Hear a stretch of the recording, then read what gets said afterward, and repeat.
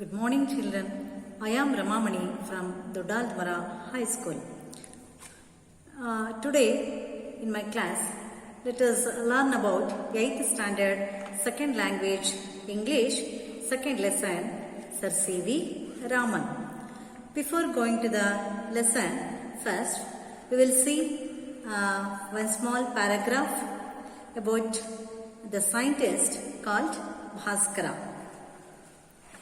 Bhaskara II was a famous scientist and a great poet too. He was a Kannadiga, born in Vijaypura. His father, Maheshwaropadhyaya, was a learned mathematician. Bhaskara's first teacher was his own father.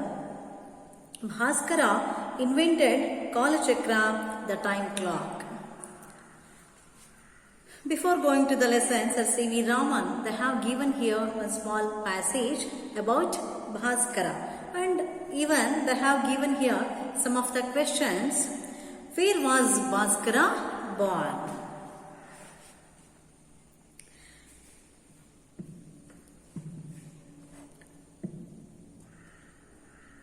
Where was Bhaskara born? Who was his father? Why do we Kannadigas feel proud of Bhaskara? Who taught him mathematics first? What is Bhaskara's invention? Here they have given here some of the questions to you understand better about Bhaskara. The first question is, where was Bhaskara born? Bhaskara was born in Vijaypura. Like that only. For the second question, who was his father? Who was his father? Bhaskara's father was Maheshwaropadhyaya. Bhaskara's father was Maheshwaropadhyaya. And why do we Kannadigas feel proud of Bhaskara? Because Bhaskara invented Kalachakra, the time clock. And who taught him mathematics first? For Bhaskara's first teacher was his own father. It means Maheshwaropadhyaya was a first teacher for Bhaskara. What is Bhaskara's invention then? Bhaskara invented Kalachakra, the time clock. Here they have given here this passage to you. Children, you understand better about Bhaskara, a well-known scientist. Like that only, for the 8th standard students, they have introduced about Sir C.V. Raman. Sir C.V. Raman was a famous and a great scientist of India. Okay, first of all, I'll read the lesson beginningly, and then afterwards I'm going to explain this lesson to you. Okay. Sir C.V. Raman was a great scientist. He was awarded the Nobel Prize for his work on scattering of light and his discovery of the effect of light rays, Raman effect.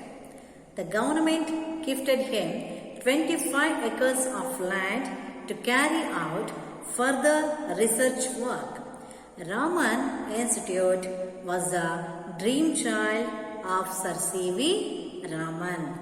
Sir C.V. Raman was born on November 7th, 1888 in Trichy. He was the son of Chandrasekhara Iyer and Parvati Ammal. Chandrasekhara Iyer was a professor of physics at Hindu College, Visakhapatnam. Raman studied there at the Hindu College High School. He was very much interested in science from his boyhood days. Even as a boy, he had made the model of a dynamo. During his school days, he borrowed science books from college students and read them. Thus, from his early days, he showed great interest in science. Unfortunately, he used to fall sick every now and then, and he was not able to attend school regularly. In spite of his poor health, he got first class in his matriculation examination when he was only a boy of 12. He passed the intermediate examination from Hindu College and joined Presidency College, Madras for his BA. His relatives wanted him to give up science and take history and economics as his special subjects for BA. Since Raman had made up his mind to study science, he took physics. He passed his BA, securing the first rank and a number of prizes. He passed his MA Physics in January 1907. After his MA, Raman wanted to go to the United Kingdom for higher studies in science. But his health broke down again and he could not go. This was the greatest disappointment in his life. His relatives asked him to give up his study of science and take a competitive examination in Calcutta. In history and economics, Raman did so and got along well with his new subjects. He got the first place in the competitive examinations and was appointed Deputy Accountant General in 1907 at Calcutta. His relatives perhaps felt happy to see that Raman had settled down well in life. But Raman was not happy.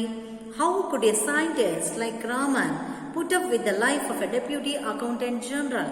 He felt like a fish out of water in his new post. But he still had hopes of becoming a scientist and was waiting for an opportunity. Yes. Now we will see the explanation of this lesson. I think children, you all heard about Sir C.V. Raman. He was a well-known scientist of India, and here is a picture of Sir C.V. Raman. Okay. Sir C.V. Raman was a great scientist. ನಮಗೆಲ್ಲ ಗೊತ್ತಿರೋ ಹಾಗೆ sir C V Raman ರವರು ತುಂಬಾನೇ ಪ್ರಖ್ಯಾತರಾಗಿರ್ತಕ್ಕಂತಹ ಭಾರತದ ಒಬ್ಬ ವಿಜ್ಞಾನಿಯಾಗಿದ್ದಾರೆ. He was awarded the Nobel prize for his work on scattering of light. ನೋಡಿ, he was awarded the Nobel prize. ಅವರು ವಿಜ್ಞಾನ ಕ್ಷೇತ್ರದಲ್ಲಿ ಮಾಡಿರುವಂತಹ ಒಂದು ಸಾಧನೆಗೆ ಅವರಿಗೆ ನೊಬೆಲ್ ಪಾರಿತೋಷಕ ಲಭ್ಯ ಆಗಿದೆ. For his work on scattering of light, ಬೆಳಕಿನ ಹರಡುವಿಕೆ ಎನ್ನುವಂತಹ ಒಂದು ಕೆಲಸಕ್ಕಾಗಿ ಇವರಿಗೆ ನೊಬೆಲ್ ಪಾರಿತೋಷಕ ಸಹ ಸಿಕ್ಕಿದೆ. His Discovery of the effect of light rays, ಇವರು ಒಂದು ಅನ್ವೇಷಣೆ ಮಾಡಿದ್ದಾರೆ. ಎಫೆಕ್ಟ್ ಆಫ್ ಲೈಟ್ ರೇಸ್ ಅಂತಕ್ಕಂಥ ಒಂದು ಅನ್ವೇಷಣೆಯನ್ನ ಅದನ್ನ ರಾಮನ್ ಎಫೆಕ್ಟ್ ಅಂತ ಹೇಳಿನ ಸಹ ಇಲ್ಲಿ ಕರೀತಾರೆ. ಈ ಒಂದು ಅನ್ವೇಷಣೆಗಾಗಿ ಇವರಿಗೆ ನೊಬೆಲ್ ಪಾರಿತೋಷಕ ಲಭ್ಯ ಆಗಿದೆ. The government gifted him. So Nobel ಪಾರಿತೋಷಕದೊಂದಿಗೆ ನಮ್ಮ ಭಾರತ ಘನ ಸರ್ಕಾರ the government gifted him 25 acres of land, 25 ಎಕರೆಯ ಒಂದು ಜಾಗವನ್ನು ಸಹ ಇವರಿಗಾಗಿ ಕೊಡ್ತು. To carry out further research work, ಇವರು ತಮ್ಮ ಮುಂದಿನ ಒಂದು ಸಂಶೋಧನಾ ಕಾರ್ಯವನ್ನು ನಿರ್ವಹಿಸಲಿ ಅಂತ ಹೇಳಿ, ಸಂಶೋಧನಾ ಕಾರ್ಯವನ್ನು ನಿರ್ವಹಿಸಿಕೊಂಡು ಹೋಗ್ಲಿ ಅಂತ ಹೇಳಿ ಸರ್ಕಾರದಿಂದ ಇವರಿಗೆ 25 ಎಕರೆ ಜಾಗದಷ್ಟು ಭೂಮಿ ಲಭ್ಯ ಆಗುತ್ತೆ. Raman institute was a dream child of sir C V Raman. So ಹಾಗಾಗಿ ಇವರು ಸರ್ಕಾರದಿಂದ ಗವರ್ನಮೆಂಟ್ ಇಂದ ಬಂದಿರತಕ್ಕಂಥ ಒಂದು ಲ್ಯಾಂಡ್ ಅನ್ನ ಇವರು ರಾಮನ್ ಇನ್ಸ್ಟಿಟ್ಯೂಟ್, ರಾಮನ್ ಸಂಸ್ಥೆ ಅಂತ ಹೇಳಿ ಒಂದು ವಿಜ್ಞಾನ ಸಂಸ್ಥೆಯನ್ನ ತೆರೀತಾರೆ. ಇದು ಇವರ ಡ್ರೀಮ್ ಚೈಲ್ಡ್, ಅಂದ್ರೆ ಇವರ ಒಂದು ಕನಸಿನ ಒಂದು ಮಗುವಾಗಿತ್ತು. ಈ ಒಂದು ರಾಮನ್ ಇನ್ಸ್ಟಿಟ್ಯೂಟ್ ಸಂಸ್ಥೆಯನ್ನ ಸರ್ ಸಿ ವಿ ರಾಮನ್ ರವರು ಆರಂಭ ಮಾಡ್ತಾರೆ ಆ ಒಂದು ಜಾಗದಲ್ಲಿ. Okay, Next, come to the first paragraph, children. Sir C.V. Raman was born on November 7, 1888 in Trichy. He was the son of Chandrasekhara Iyer and Parvati Ammal. Sir C.V. Raman Ravaru was born on November 7th, November 7ನೇ ತಾರೀಕು ಅವರು ಜನಿಸ್ತಾರೆ 1888ರಲ್ಲಿ ತ್ರಿಚಿನಲ್ಲಿ. He was the son of ಇವರ ಚಂದ್ರಶೇಖರ ಅಯ್ಯರ್ ಮತ್ತೆ ಪಾರ್ವತಿ ಅಮ್ಮಾಲ್ ರವರ ಮುದ್ದಿನ ಮಗನಾಗಿ ಇವರು ಜನಿಸ್ತಾರೆ. Chandrashekhara Iyer was a professor of physics at Hindu College, Visakhapatnam. ಇವರ ತಂದೆಯವರು ಸಹ ಶೈಕ್ಷಣಿಕ ರಂಗದಲ್ಲಿ ಶಿಕ್ಷಣ ರಂಗದಲ್ಲಿ ಹೆಚ್ಚಿನ ಸಾಧನೆಯನ್ನು ಮಾಡಿರ್ತಕ್ಕಂತಹ ಒಬ್ಬ ವ್ಯಕ್ತಿಯಾಗಿದ್ರು. ಚಂದ್ರಶೇಖರ ಅಯ್ಯರ್ ರವರು ಒಬ್ಬ ಪ್ರೊಫೆಸರ್ ಆಗಿ ಕೆಲಸವನ್ನ ಮಾಡ್ತಿದ್ರು. ಪ್ರೊಫೆಸರ್ ಆಫ್ ಫಿಸಿಕ್ಸ್, ಭೌತಶಾಸ್ತ್ರದ ಒಂದು ವಿಷಯದಲ್ಲಿ, ಫಿಸಿಕ್ಸ್ ವಿಷಯದಲ್ಲಿ ಇವರು ಪ್ರೊಫೆಸರ್ ಆಗಿ ಕಾರ್ಯವನ್ನ ನಿರ್ವಹಿಸ್ತಾ ಇದ್ರು. ಇಲ್ಲಿ ಹಿಂದೂ ಕಾಲೇಜ್ನಲ್ಲಿ. ಓಕೆ, ಅದೆಲ್ಲಿ ಬರುತ್ತೆ? ವಿಶಾಖಪಟ್ಟಣದಲ್ಲಿ. Raman studied there at the Hindu college high school. So ಹಾಗಾಗಿ ರಾಮನ್ ರವರು ಅವರ ಒಂದು ಹೈಸ್ಕೂಲ್ ವಿದ್ಯಾಭ್ಯಾಸವನ್ನ ಹಿಂದೂ ಕಾಲೇಜ್ನಲ್ಲಿ ಇವರು ತಮ್ಮ ಹೈಸ್ಕೂಲ್ ವಿದ್ಯಾಭ್ಯಾಸವನ್ನ ಕಳೀತಾರೆ. He was very much interested in science.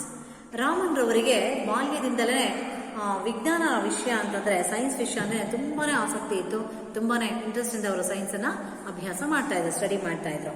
From his boyhood days, childhood days ಇಂದಾನೆ ಅವರಿಗೆ ಸೈನ್ಸ್ ಅಂದ್ರೆ ತುಂಬಾನೇ ಇಷ್ಟವಾಗಿರ್ತಕ್ಕಂಥ ಅವರ ಒಂದು ಫೇವರೇಟ್ ಸಬ್ಜೆಕ್ಟ್ ಆಗಿತ್ತು.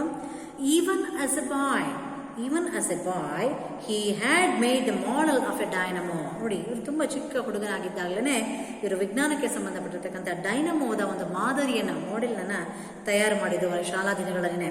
During his school days only he prepared the model of a dynamo. Okay, he borrowed science books from college students and read them. ಜೊತೆಗೆ ಇವರಿಗೆ ವಿಜ್ಞಾನ ವಿಷಯದಲ್ಲಿ, ಸೈನ್ಸ್ ವಿಷಯದಲ್ಲಿ ಎಷ್ಟು ಮಟ್ಟಿಗೆ ಆಸಕ್ತಿ ಇತ್ತು ಅಂತಂದ್ರೆ, he borrowed science books from college students and read them.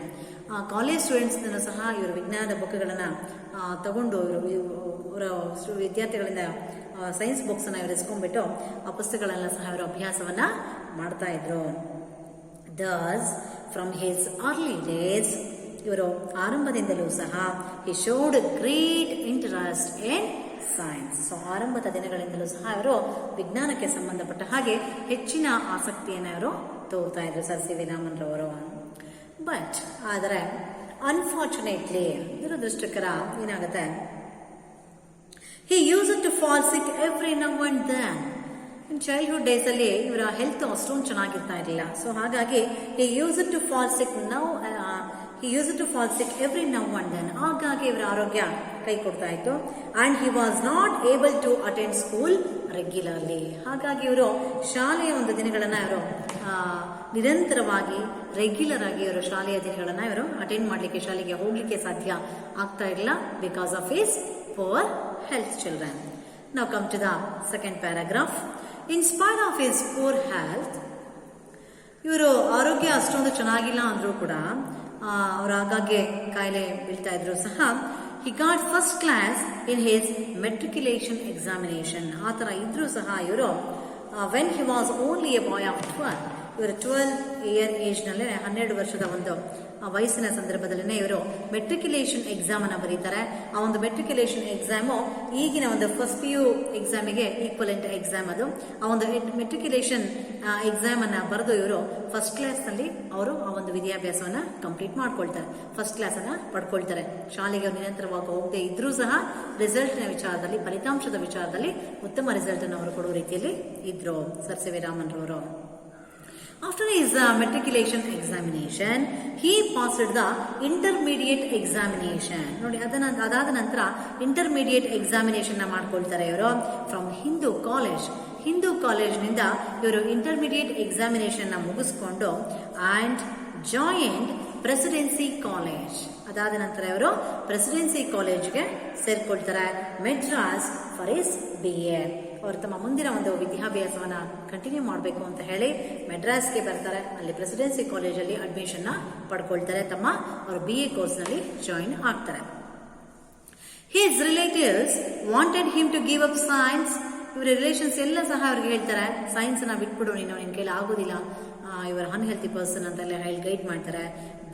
and take history and economics as a special subjects for BA. ಅದರಲ್ಲೂ ಸಹ ನೀನು BA ನಲ್ಲಿ ಸ್ಪೆಷಲ್ ಸಬ್ಜೆಕ್ಟ್ಸ್ ಆಗಿ ಹಿಸ್ಟ್ರಿ ಮತ್ತೆ ಎಕನಾಮಿಕ್ಸ್ ಅನ್ನ ತಗೋ ಅಂತ ಹೇಳಿ ಗೈಡ್ ಮಾಡ್ತಾರೆ for his BA. Since Raman had made up his mind to study science, ಆದರೆ ರಾಮನ್ ರವರು ಸೈನ್ಸ್ ನ ಓದಬೇಕು ಅಂತ ಹೇಳಿ ಮೈಂಡ್ ಸೆಟ್ ಮಾಡ್ಕೊಂಡ್ಬಿಟ್ಟಿದ್ರು, ಫಿಕ್ಸ್ ಮಾಡ್ಕೊಂಡಿರ್ತಾರೆ ಸೈನ್ಸ್ ಓದಬೇಕು ಅಂತ ಹೇಳಿ. He took physics. ಹಾಗಾಗಿ ಅವ್ರು ಏನ್ ಮಾಡ್ತಾರೆ, ರಿಲೇಷನ್ಸ್ ಹೇಳಿದ್ರು ಸಹ ಅವರು ಹಿಸ್ಟ್ರಿ ಮತ್ತೆ ಎಕನಾಮಿಕ್ಸ್ ಸಬ್ಜೆಕ್ಟ್ಸ್ ನ ಡ್ರಾಪ್ ಮಾಡಿ ಹಿ ಟುಕ್ ಫಿಸಿಕ್ಸ್ ವಿಷಯವನ್ನ ತೆಗೆದುಕೊಳ್ತಾರೆ. He passed his BA, then bachelor of arts ಅಂತ ಹೇಳಿ ಹಿ ಪಾಸ್ಡ್ ಹಿಸ್ BA ನ ಪಾಸ್ ಮಾಡ್ಕೊಳ್ತಾರೆ, ಸೆಕ್ಯೂರಿಂಗ್ ದ ಫಸ್ಟ್ ರ್ಯಾಂಕ್ ಬರೋ ಮುಖಾಂತರ ಅವರು BA ಎಕ್ಸಾಮ್ ನ ಪಾಸ್ ಮಾಡಿಕೊಂಡು and a number of prizes. So first rank ಬಂತು ಅಂತ ಹೇಳಿದ್ರೆ ಅನೇಕ ಪ್ರೈಸ್ಗಳು ಸಹ ಬರುತ್ತೆ, ಅನೇಕ ಬಹುಮಾನಗಳನ್ನು ಸಹ ಇವರಲ್ಲಿ ಗೆದ್ಕೊಳ್ತಾರೆ. He passed his MA. After that, he got admission for the MA course, MA in Physics in January 1907. 1907 ಅಲ್ಲಿ ಇವರು ಫಿಸಿಕ್ಸ್ MA ಫಿಸಿಕ್ಸ್ ಮಾಡೋಣ ಅಂತ ಹೇಳಿ ಅಡ್ಮಿಷನ್ ನ ಆಗ್ತಾರೆ.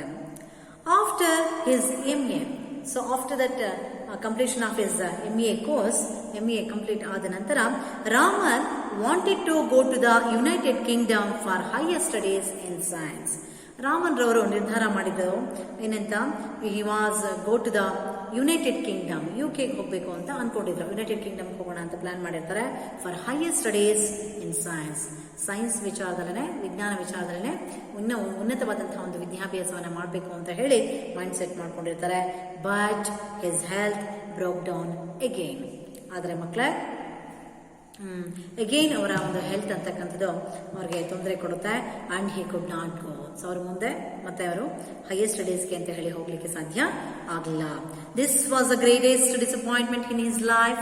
ಸೊ ಹಾಗಾಗಿ ಈ ಒಂದು ವಿಚಾರ ಅವ್ರ ಜೀವನದಲ್ಲಿ ತುಂಬಾ ನಿರಾಶೆಯನ್ನು ಉಂಟು ಮಾಡುತ್ತೆ. ಡಿಸಪಾಯಿಂಟ್ಮೆಂಟ್ ಮೀನ್ಸ್ ನಿರಾಶೆ, ತುಂಬಾ ಡಿಸಪಾಯಿಂಟ್ಮೆಂಟ್ ಅನ್ನ ಅವರಿಗೆ ಉಂಟು ಮಾಡುತ್ತೆ. ಅವ್ರು ಆಕ್ಚುಲಿ ಹೋಗ್ಬೇಕು ಅಂತ ಅನ್ಕೊಂಡಿರ್ತಾರೆ UKಗೆ for his higher studies in science for his MA course, but he was totally disappointed children.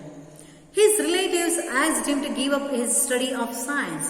Again, ಅವರ ರಿಲೇಷನ್ಸ್ ಎಲ್ಲ ಸಹ ಅವ್ರಿಗೆ ಗೈಡ್ ಮಾಡ್ತಾರೆ, don't go for science course, you change your course ಅಂತ ಹೇಳಿ ಗೈಡ್ ಮಾಡ್ತಾರೆ. And take a competitive examination in Calcutta. ಆಮೇಲೆ ಅವ್ರು ಹೇಳ್ತಾರೆ ಕಾಂಪಿಟೇಟಿವ್ ಎಕ್ಸಾಮಿನೇಷನ್, ಸ್ಪರ್ಧಾತ್ಮಕ ಪರೀಕ್ಷೆಗಳನ್ನ ತೆಗೆದುಕೋ ನೀನು ಕಲ್ಕತ್ತಾದಲ್ಲಿ ಅಂತ ಹೇಳಿ ಗೈಡ್ ಮಾಡ್ತಾರೆ. In history and economics, again history ಮತ್ತೆ ಎಕನಾಮಿಕ್ಸ್ ಅಲ್ಲಿ ಸ್ಪರ್ಧಾತ್ಮಕ ಪರೀಕ್ಷೆಯನ್ನು ತಗೋ ಅಂತ ಹೇಳಿ ಗೈಡ್ ಮಾಡಿದಾಗ ರಾಮನ್ ಡಿಡ್ ಸೋ. ರಾಮನ್ ರವರು ರಿಲೇಷನ್ಸ್ ಗೈಡ್ ಮಾಡಿದ ಹಾಗೇನೆ ಇವರು ಕಾಂಪಿಟೇಟಿವ್ ಎಕ್ಸಾಮಿನೇಷನ್ ನ ತಗೊಳ್ತಾರೆ. And god along well with his new subjects. ಅದು ಹೊಸದಾಗಿರ್ತಕ್ಕಂಥ ವಿಷಯ ಆಗಿದ್ರೂ ಸಹ ಹಿಸ್ಟ್ರಿ ಮತ್ತೆ ಎಕನಾಮಿಕ್ಸ್ ಆ ಒಂದು ಹೊಸ ವಿಚಾರಗಳಲ್ಲಿ ಇವ್ರು ಏನ್ ಮಾಡ್ತಾರೆ, ಒಳ್ಳೆ ರಿಸಲ್ಟ್ಸ್ ಅನ್ನ ಕೊಡ್ತಾರೆ. He got the first place in the competitive examinations. See children, whether this history and economics it's a new subjects also, he got a good result. Okay, he got the first place in the competitive examinations. Competitive examination ಅಲ್ಲಿ ಒಂದು ಉತ್ತಮವಾದಂತಹ result ಅನ್ನ ಕೊಡ್ತಾರೆ. and was appointed deputy accountant general in 1907 at Calcutta. so competitive examinations ಇವರು appear ಆಗಿದ್ದರ ಕಾರಣದಿಂದಾಗಿ ಏನಾಗುತ್ತೆ, ಇವರಿಗೆ deputy accountant general ಆಗಿ 1907 ನಲ್ಲಿ ಕಲ್ಕತ್ತಾದಲ್ಲಿ ಇವರಿಗೆ ಕೆಲಸ ಸಿಗುತ್ತೆ. he got the job as a deputy accountant general in 1907. his relatives perhaps felt happy. ಇವರೆಲ್ಲ ರಿಲೇಷನ್ಸ್ಗೆ, ಫ್ಯಾಮಿಲಿ ಮೆಂಬರ್ಸ್ಗೆ ತುಂಬಾ ಖುಷಿ ಆಗುತ್ತೆ he got the job as a deputy accountant general ಅಂತ ಹೇಳಿ. to see that Raman had settled down well in life. Raman ರವರು ತುಂಬಾ ಚೆನ್ನಾಗಿ ಅವ್ರ ಜೀವನದಲ್ಲಿ ಸೆಟ್ಲ್ ಆದ್ರು ಅಂತ ಹೇಳಿ ಎಲ್ಲರೂ ಸಹ ತುಂಬಾ ಖುಷಿ ಪಡ್ತಾರೆ. But Raman was not happy. ಆದರೆ ರಾಮನ್ ರವ್ರಿಗೆ ಖುಷಿ ಆಗಿರ್ಲಿಲ್ಲ. ಯಾಕಾಗಿರ್ಲಿಲ್ಲ? Because he was fixed his mind as a scientist. Okay, how could a scientist like Raman put up with the life of a deputy accountant general? See, how could a scientist like Raman, ಹೇಗೆ ಒಬ್ಬ ವಿಜ್ಞಾನಿ ಆಗಬೇಕು ಅಂತ ಹೇಳಿ ಕನಸನ್ನ ಕಂಡಿರ್ತಕ್ಕಂತಹ ಒಬ್ಬ ರಾಮನ್ ಅವರು deputy accountant general ಆಗಿ ಅವರು ಇಡೀ ಜೀವನವನ್ನ ಕಳೀಲಿಕ್ಕೆ ಹೇಗೆ ಸಾಧ್ಯ ಆಗುತ್ತೆ? he felt like a fish out of water in his new post. ನೋಡಿ, he felt like a fish out of water in his new post. ಅವ್ರಿಗೆ ಸಿಕ್ಕಿರ್ತಕ್ಕಂಥ ಹೊಸದಾದಂತಹ ಕೆಲಸ ಡೆಪ್ಯೂಟಿ ಅಕೌಂಟೆಂಟ್ ಜನರಲ್ ಕೆಲಸ ಏನಿದೆ, ಅವ್ರಿಗೆ ಆ ಒಂದು ಕೆಲಸದಲ್ಲಿ ಒಂದು ಮೀನನ್ನ ಹೇಗೆ ನೀರಿಂದ ತೆಗೆದು ಹೊರಗಡೆ ಹಾಕಿದಾಗ ಅದು ಸಾಯುವಂತಹ ಒಂದು ರೀತಿಯಲ್ಲಿ ವಿಲ ಒದ್ದಾಡುತ್ತೆ, ಹಾಗೆ ಸರ್ ಸಿ ವಿ ರಾಮನ್ ಅವರಿಗೂ ಸಹ ಅನಿಸುತ್ತೆ ನಾನು ಮಾಡ್ತಿರ್ತಕ್ಕಂಥ ಕೆಲಸ ನನಗೆ ತೃಪ್ತಿಯನ್ನ ಕೊಡ್ತಾ ಇಲ್ಲ ಅಂತ ಹೇಳಿ ಒಂದು ನಿರ್ಧಾರವನ್ನ ಮಾಡ್ತಾರೆ. he changed his mind but he still had hopes of becoming a scientist. ನೋಡಿ, ಆದ್ರೂ ಸಹ ಅವ್ರ ಜೀವನದಲ್ಲಿ ಇನ್ನೂ ಸಹ ಹೋಪ್ಸ್ ಅನ್ನ ಮನಸ್ಸಲ್ಲಿ ಇಟ್ಕೊಂಡಿದ್ರು, ಭರವಸೆಯನ್ನ ಇಟ್ಕೊಂಡಿದ್ರು. ನಾನು ಸೈಂಟಿಸ್ಟ್ ಆಗೇ ಆಗ್ತೀನಿ ಅಂತ ಹೇಳಿ ಅವ್ರಿಗೆ ನಂಬಿಕೆ ಅವರ ಜೀವನದಲ್ಲಿ ಅವರ ಗೋಲ್ ಸೆಟ್ ಆಗ್ಬಿಟ್ಟಿತ್ತು ಅವ್ರಿಗೆ. And was waiting for an opportunity. So ಹಾಗಾಗಿ ಅವರು ಏನ್ ಮಾಡ್ತಾ ಇದ್ರು, ಒಂದು ಅವಕಾಶಕ್ಕಾಗಿ ಕಾಯ್ತಾ ಇದ್ರು. Was waiting for an opportunity to become a scientist. In our next class, let's see how Raman got an opportunity to become a scientist ಅಂತ ಹೇಳಿ ನಾವು ನಮ್ಮ ಮುಂದಿನ ತರಗತಿಯಲ್ಲಿ ತಿಳ್ಕೊಳ್ಳೋಣ. Here in these 3 paragraphs we can see some of the difficult words I have written on the blackboard. Secure means obtain, bear means tolerate, size ಕೊಡ್ತಕ್ಕಂಥದ್ದು. Then give up means leave, stop, surrender. Then sight means seen ಅಂತ ಹೇಳಿ. And then curiosity means ಕುತೂಹಲ, eagerness ಅಂತ ಹೇಳಿ. Then opportunity means ಅವಕಾಶ ಅಂತ ಹೇಳಿ. Then after that we can see some of the opposite words also here. Happy, sad, early, late, poor, rich. And here we can see some comprehension questions. Children, who were Raman's parents? Chandrasekhar Iyer and Parvati Amman were the Raman parents. Okay. Why was Raman not able to attend school regularly? ಅನ್ನುವಂಥ ಪ್ರಶ್ನೆಗೆ what is the answer? Because Raman fall sick every now and then, therefore he was not able to attend school regularly. This is the answer for this question. Okay, let's see in our next class whether how he got the opportunity to become a scientist ಅಂತ ಹೇಳಿ ನಮ್ಮ next ಕ್ಲಾಸಲ್ಲಿ ತಿಳ್ಕೊಳ್ಳೋಣ. I hope you understand the lesson very well about Sir C.V. Raman. Thank you, children.